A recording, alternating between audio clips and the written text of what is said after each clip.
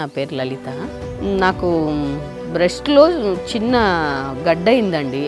అది నేను normal పాలగడ్డనేమనుకొని light తీసుకున్నాను.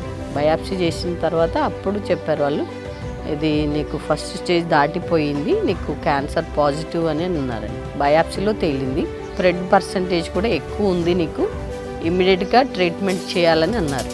8 కీమోస్ ఇస్తామండి. 8 కీమోస్ ఇచ్చాక సర్జరీ చేస్తామని సలహా ఇచ్చారు. మా అక్క యూట్యూబ్లో బాగా చెక్ చేసింది, రావడం జరిగింది ఆయుర్వేద హాస్పిటల్కి. సో మంత్లీ నేను వాడానండి. నాకు 6 మంత్స్కే నార్మల్ రిపోర్ట్ వచ్చింది. గాడ్స్ గ్రేస్, నేను చాలా హ్యాపీగా ఫీల్ అయ్యాను. 2023 డిసెంబర్లో నేను రిపోర్ట్స్ తీసినప్పుడు నార్మల్ వచ్చింది.